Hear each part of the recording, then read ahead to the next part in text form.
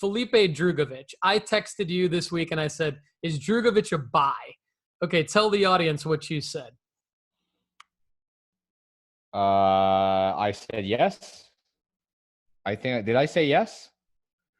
I know You said we had a yes. lot You of, said yeah, we had a lot of yeah. You conversations this week. So, yes, of course he's a true, buy true. because he's leading the F2 championship. But once again, I don't see anywhere in the market, I don't see any hype around Drugovich.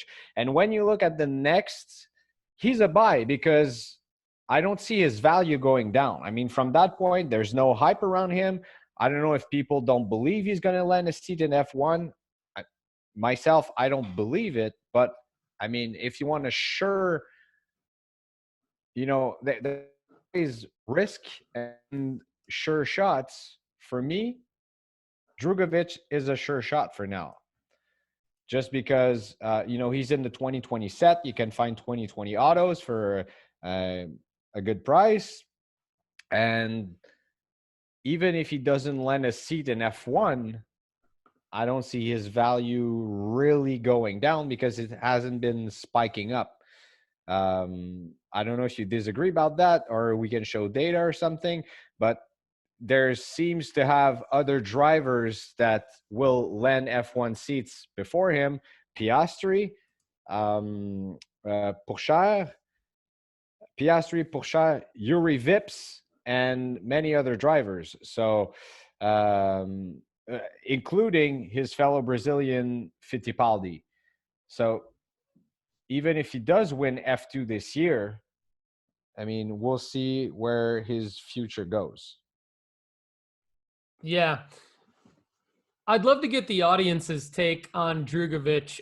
For those of you watching and listening that have been big into F1 cards for the last couple of years or even beyond that. I agree with you. I think he's a buy only because his pricing is so low, and it is to me it's fun and interesting to prospect as an investor, and I advise everyone to have flyers in their portfolio. We talk about goats, heroes, and flyers, and I like a good mix of goats and flyers. I'm not as big on heroes, and I'll talk about that at some point. They're just a little bit harder to make profit margin on. But flyers are not if you have a strategy for them. And I think Greg's talked about a good strategy with Drugovich, even if he doesn't get called up to F1. And I don't know that much about that personally. Greg, you know more about that than I do, just kind of how that works and how maybe predictable or unpredictable it is. But I think overall, I mean, since he is leading F2, there is a play with him potentially winning the championship and getting some notoriety in that regard.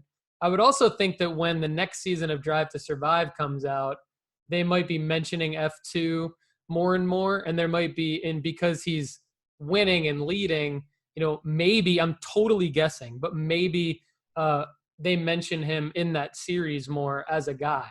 But what I do like about his pricing is that, just this past week you had, I personally missed out on a 2020 Topps Chrome green refractor auto out of 99. It went for $340, which I think is a pretty good price. But what's weird about that is 1 week earlier, the same card went for $75. And that's why I say his pricing's a little bit all over the map.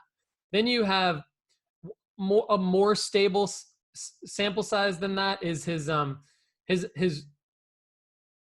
regular refractor auto out of 368 from the same set, 2020, has gone for 107 in April, 109 May 21st, but it also went for 199 on the same day, May 21st. So it is kind of it's more stable, but it is kind of hopping up. To me, those are still low prices for a guy. It's his first auto, and these are low serial numbered cards in a highly, highly regarded set that will always be the set, the first Topps Chrome. The thing that I would caution everybody against, though, is be careful not to necessarily buy the 2021 Drugovich cards, just because I think, and I could be wrong on this, but my gut tells me that 5, 6, 7 years from now, it's going to be that's his second prospect auto. I think it will be defined as his second prospect auto. And if you look Hmm. at baseball and how Bowman Chrome has shook out over the years, and it's still relatively new, we're probably like 8 or so years into kind of Bowman Chrome first prospect auto, and then everything after the first prospect auto. So I think like we all hypothesize in the F1 card market about, well, what's the difference between an F2 driver's first card, second card, and then their actual rookie card when they get into F1 with the RC on it. And I think you're going to have two valuable card and variations for each driver. You're going to have their first prospect auto, which I believe will be their most valuable of all time. And then you will have their rookie card auto when they get into F1, which I think will be their second most valuable, like sort of series of cards of all time. Now, we all know that the different serial numbers and parallels and all that can make a rookie card or even a second prospect auto potentially more valuable than a first. But I think in general, this you want to avoid the second prospect auto, which for Drugovich would be the 2021 Topps Chrome set.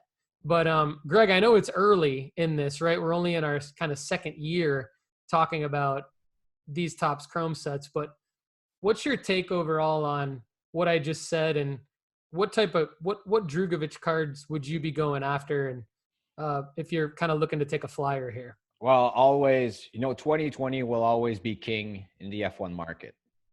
That's what I'll say. 2020 will always be king. In the case of Yuki Tsunoda, Guan Yu Zhou, Mick Schumacher, these guys, because they've been promoted to F1 in 2021, in the 2021 set, but 2022, have had the RC logo on their cards. So therefore, there's a debate on what set has the true rookie. So for their autos, for any other variations, and it's not the case with Drugovich. Theo Pourchaire, first cards in 2021. Same thing for Yuri Vips. So there's a value in the 2021 set in that case. You're absolutely right by saying that Drugovich, by not lending a seat in F1 in 2022, it going for second year auto, I don't see, I mean, it's not that I don't see any value. It's still an autograph card. Depending on the price, you can get it. If you're a Drugovich collector, you like it, you like the driver, you want to keep them. But if you want to invest and have the money to do so, because there's not that much of a price difference, I would go with 2020 for sure. Yeah, that makes sense. And I do want to sort of address something that I said in the last show about collecting. I think, obviously it is important. We do want people to be the end owner of these cards, to treasure them, to value them, to hold them forever as part of just something that they enjoy to own. I certainly have things like that. In my life, I have a couple, Sports Illustrated autograph covers of some guys that I like and things like that. And so I do think that that's super important. And all right, so with the season ends November 20th essentially. So we're here in June and we've still got several months left. One thing that I love about the F1 season is the schedule of it. I love the consistency. I love that the races are on Sundays right before the NFL. I love that it's a long season with a short off season, obviously, because there is no off season. But if you had to make a bold prediction, I'm going to put you on the spot at the end of the show here.